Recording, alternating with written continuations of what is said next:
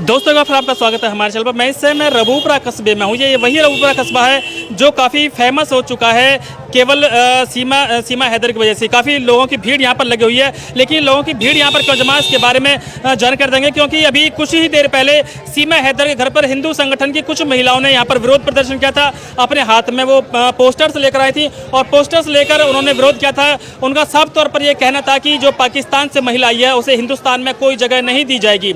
उनका साफ तौर से ये कहना था कि पाकिस्तानी महिला हमारे देश की सुरक्षा के लिए खतरा है।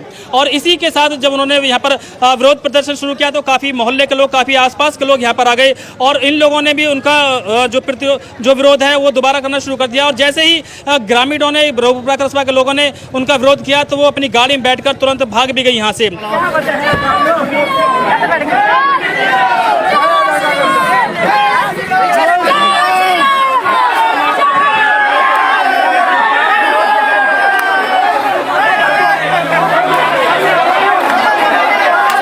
केवल 4 से 5 मिनट यहाँ पर यह हंगामा चला था, लेकिन जो आसपास के लोगों ने सूझबूझ से इस हंगामा को रोक दिया और उन्हें यहाँ से भागना पड़ गया। तो दोस्तों ये भीड़ अभी भी यहाँ पर लगी हुई है, वो लोग जा चुके हैं यहाँ से। लेकिन किस तरह से उन लोगों ने हंगामा किया, क्या ये एक तरह से कह सकते हैं कि प्री प्लानिंग थी, क्योंकि वो लोग पोस्टर्स वगैरह लेकर आए थे और शायद प्री प्लानिंग करके आए थे कि हमें वहाँ जाकर हंगामा करना है, हाईलाइट होना है, सुर्खियों में आना है। क्योंकि इस तरह के जो हंगामे हैं वो ज़्यादातर इसीलिए होते हैं कि ताकि उन्हें TRP मिले, ताकि जो लोग हैं वो नेता बन सके, ताकि लोग जो हैं वो फेमस हो सके। जबकि आपको बता दूं कि पुलिस भी पूरी तरह से यहाँ पर निगाह बनाए हुए है और जो लोकल प्रशासन है, लोकल प्रशासन भी यहाँ पूरी स्थिति का पर जो अपनी निगाह बनाए हुए हैं, यहाँ पर पूरी स्थिति को भांप रहा है। और आपको बता दूं कि परसों ही ATS द्वारा सीमा हैदर को, सचिन को और सचिन के पिता नेत्रपाल को भी ATS के द्वारा हिरासत में लिया गया था और हिरासत में लेने के बाद उनसे पूछताछ की थी सीमा हैदर को, और नेत्रपाल को तो रिहा कर दिया गया था, जबकि सचिन को हिरासत में ही रखा गया था। लेकिन कल मंगलवार को दोबारा सीमा हैदर को भी और नेत्रपाल को भी और सीमा हैदर के 2 बच्चों को भी ATS ले गई थी। उनसे देर रात तक पूछताछ भी की गई थी और देर रात पूछताछ करने के बाद उन सभी को उनके घर पर छोड़ दिया गया था। और इस समय अभी जो सीमा हैदर है वो अपने घर पर ही है, लेकिन काफ़ी मीडिया का यहाँ पर जमावड़ा है। मीडिया से सीमा हैदर बात करने के लिए बिल्कुल भी तैयार नहीं है। जो सीमा हैदर रोजाना बैठकर करीब 10-10 घंटे तक इंटरव्यू देती थी, मीडिया के सामने आती थी, अपनी पूरी बात बताती थी, सुर्खियों में लगातार बनी हुई थी, उस सीमा हैदर ने मीडिया से किनारा कर लिया है, मीडिया से बचना शुरू कर दिया। ये कारण क्या हो सकता है इसके बारे में कोई जानकारी नहीं है, लेकिन जिस तरह से लोग यहाँ पर इकट्ठा हैं, लोगों का साफ तौर पर यह कहना है कि सीमा हैदर जासूस नहीं है। हालांकि जो जांच एजेंसियां वो पूरी तरह से इस मामले का खुलासा करेंगी। अगर हम बात करें जासूस होने की तो इस समय देश में 2 धड़े बने हुए हैं। एक धड़ा ये कह रहा है कि सीमा हैदर जासूस हो सकती है, जबकि दूसरा धड़ा ये कह रहा है कि सीमा हैदर केवल प्यार के कारण यहाँ पर आई है। और इन्हीं में कुछ लोग ऐसे भी हैं जो ये मानने के लिए तैयार नहीं है कि सीमा हैदर प्यार के कारण यहाँ पर आई है। क्योंकि जब सीमा हैदर से और सचिन के प्यार की बात करते हैं तो लोग इन दोनों में कंपैरिजन करना शुरू कर देते हैं। लोग ये समानता दिखाना शुरू कर देते हैं कि सचिन और सीमा हैदर में काफ़ी अंतर है। जो सीमा हैदर है वो काफ़ी स्मार्ट दिखती है, जबकि सचिन उसके बराबर का आधा भी प्रतीत नहीं होता है। सचिन भी काफ़ी खूबसूरत है। सचिन तो कुछ ज्यादा खूबसूरत है।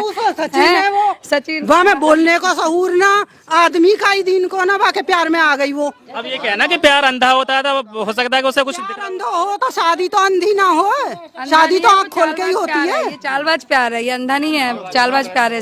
तो इस तरह से जब ये बात सामने आती है तो जो लोगों का शक है वो और गहरा होने लगता है कि आखिर सचिन पर ही सीमा हैदर का दिल क्यों आया।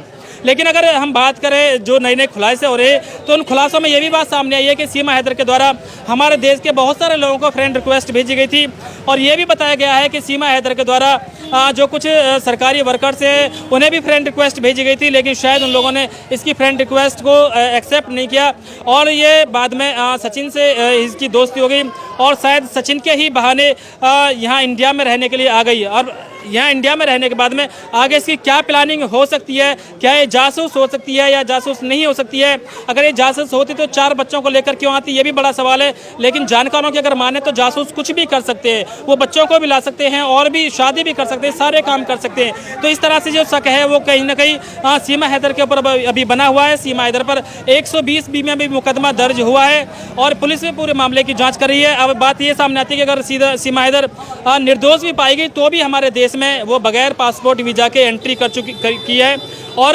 अगर अवैध तरीके से हमारे देश में उसने एंट्री की है, हमारे देश में अवैध तरीके से घुसी है, तो फिर भी वो दोषी तो है ही, उसे दंड तो मिलना ही चाहिए, क्योंकि इस तरह से तो कोई भी देश में बगैर पासपोर्ट वीज़ा के आ सकता है। तो इस तरह से तो अगर ऐसा कुछ रहा तो देश की सुरक्षा उसे खतरा बन जाएगा।